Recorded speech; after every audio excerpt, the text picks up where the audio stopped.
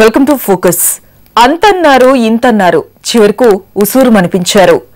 నాటకానికి నాటికకు తేడా తెలియనోళ్ళు న్యాయ నిర్ణేతలు, సరిగా పద్యం కూడా పాడనోళ్ళు అవార్డు విజేతలు.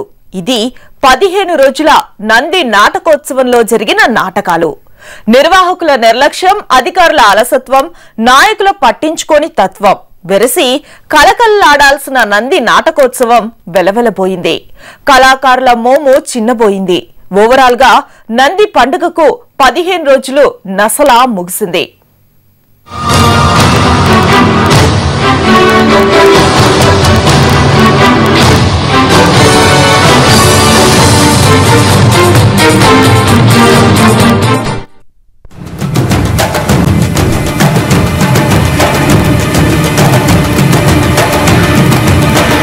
గొప్పగా చెప్పారు.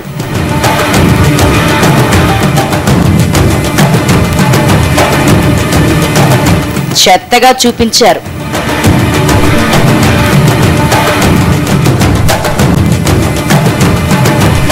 నంది నాటకోత్సవ వేళ నేతల నాటకాలు.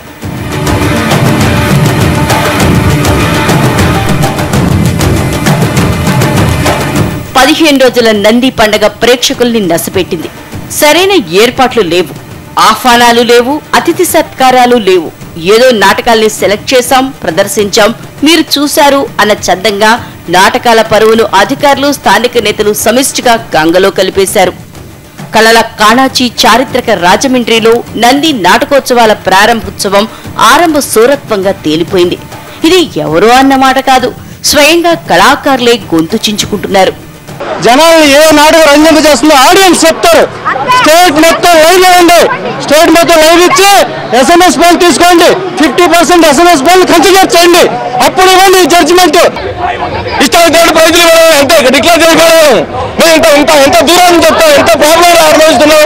ఒక్కొక్క నాటకంలో ఆడవాళ్ళని పెట్టి పెద్దలు పాటించాలంటే ఎంత ఇబ్బందులు పడుతున్నాం, ఇంత న్యాయం లేదు. రాజరాజ నరేంద్రుడు ఏలిన రాజమహేంద్రి అంటేనే కళలకు, కళాకారులకు పెట్టింది పేరు. ఎందరో మహానుభావులను కళారంగానికి పరిచయం చేసి కళామ తల్లికి నీరాంజనాలు పలికింది నగరం. ఎక్కడెక్కడి బంధువులో పెద్ద పండక్కి పుట్టింటికొచ్చినట్లుగా నంది నాటకోత్సవాలకు రాష్ట్రం నలుమూలల నుంచి పెద్ద సంఖ్యలో కళాకారులు తరలివచ్చారు. కానీ అందరి అంచనాలు తల్లకిందులయ్యాయి. స్థానిక నేతల పొగడ్తల కార్యక్రమంలా సాగిపోయింది నంది నాటకోత్సవం. ఇష్టమైన వారిపై పొగడ్తల విందు భోజనం, ఇష్టం లేని వారికి విమర్శల సద్దన్నం పెట్టి సాగనంపారు నిర్వాహకులు. స్థానిక నేతల మనుషులే పెత్తనాలు చేయటం, ఓ ఎంపీ చెప్పినట్లు నంది ఉత్సవాలు నడపటం, యాంకరింగ్ నుంచి జడ్జీల వరకు అందరిపైన అనుమానపు బీజాలే. యాంకర్ పరుషపదాలతో మాట్లాడటమే తప్ప కనీసం ఒక్కసారైనా వేదికపై రాజమండ్రి చరిత్ర, నాయకుల వివరాలు వంటివి చెప్పకుండా ఇష్టం వచ్చినట్లు నోటుకొచ్చింది చెప్పుకుంటూ పోయాడు.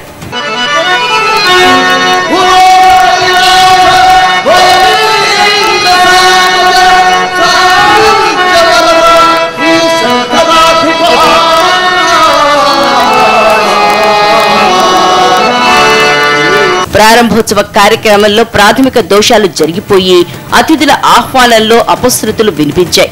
సభపైకి అతిథులను ఆహ్వానించడానికి సరైన యాంకర్ ని ఎంపిక చేయలేదనే విమర్శలు లేకపోలేదు. అతిథుల పేర్లు కూడా తెలియలేదు. వారి హోదా కూడా మార్చేసి అతిథులను ఆహ్వానించడం కనిపించింది.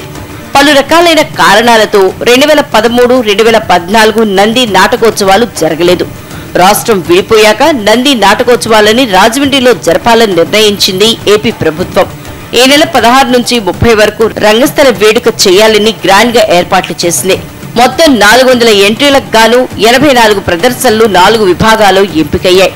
బాలనాటికలు, పద్యనాటికలు, పౌరాణిక, సాంఘిక నాటకాలతో 15 రోజుల పాటు ఆనం కళాతోరణం మారుమ్రోగింది. కళాకారులంతా తమ తమ పాత్రలో జీవించేశారు, ఏడిపించారు, నవ్వించారు, ఆలోచింపచేశారు. కానీ నిర్వాహకుల నిర్లక్ష్యంతో ప్రేక్షకుల ఆదరణ కరువైందనే చెప్పొచ్చు.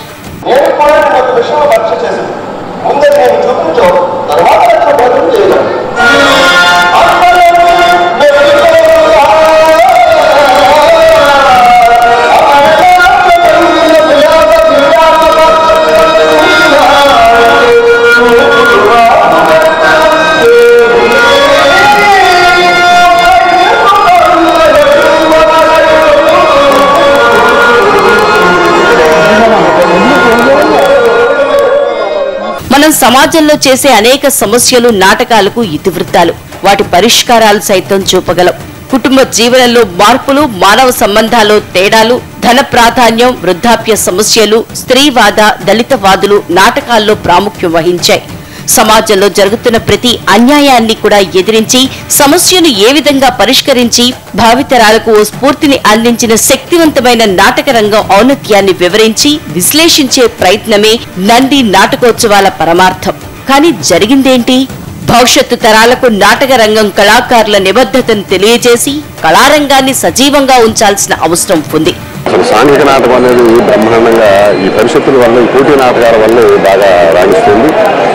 అందులో ప్రభుత్వ వారు చేయటం అనేది ఇంకా చాలా మహత్తరమైన విషయం. దీనివల్ల ఏంటవుతుందంటే కాస్త వెనకబడ్డామా అనుకున్న వాళ్ళందరం కూడా ఈ నాటకాలు, ఇప్పుడు ఈ నంది నాటకాల పోటీ వల్ల ఇంకా బాగా ఉత్సాహంగా కొత్త కొత్త టీంలు, కొత్త కొత్త కళాకారులు వస్తున్నారు. చాలా గొప్పగా జరుగుతుంది కార్యక్రమం. అయితే ఆ దిశగా ప్రయత్నాలు ఏవీ కనిపించలేదు. రాష్ట్ర స్థాయి నంది నాటకోత్సవాలేనా అని అక్కడున్న వాళ్లంతా ముక్కున వేలేసుకున్నారు. నాటకోత్సవాల ప్రారంభం రోజు మినహా స్థానిక నేతలు కళాక్షేత్రం వైపు కన్నెత్తి కూడా చూడలేదు. వీరాభిమన్యు పద్య నాటకంతో ప్రారంభమైన ఈ వేడుకలో తొలి రోజు మరో 3 సాంఘిక నాటికలు ప్రదర్శించారు. ప్రారంభోత్సవ కార్యక్రమం ఆలస్యం కావడంతో ఉదయం మొదలు కావాల్సిన నాటకాల ప్రదర్శనలు మధ్యాహ్నం 1 గంట నుంచి ప్రారంభమయ్యాయి. తొలి రోజు ముఖ్య అతిథులుగా హాజరు కావాల్సిన ఉప ముఖ్యమంత్రి చినరాజప్ప, ఆర్థిక మంత్రి యనమల రామకృష్ణుడు రాలేదు. దేవాదాయ శాఖ మంత్రి పైడు కొండల మాణిక్యాలరావు, రాజమండ్రి పార్లమెంటు సభ్యుడు మాగంటి మురళీమోహన్ వేడుకను లాంఛనంగా ప్రారంభించారు.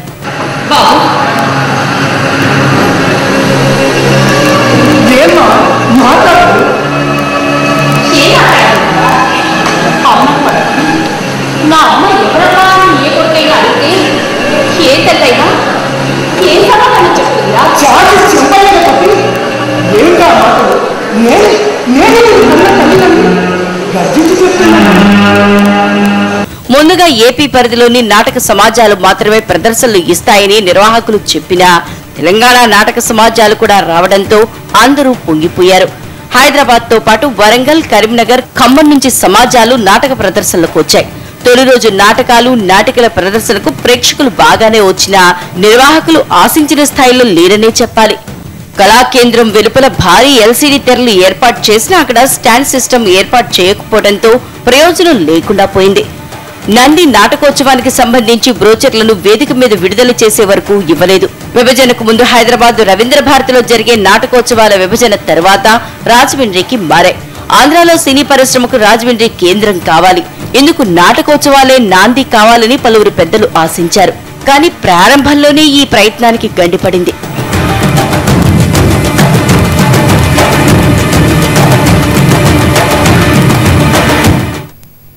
ఫోకస్ లో ఇప్పుడు ఒక షార్ట్ బ్రేక్.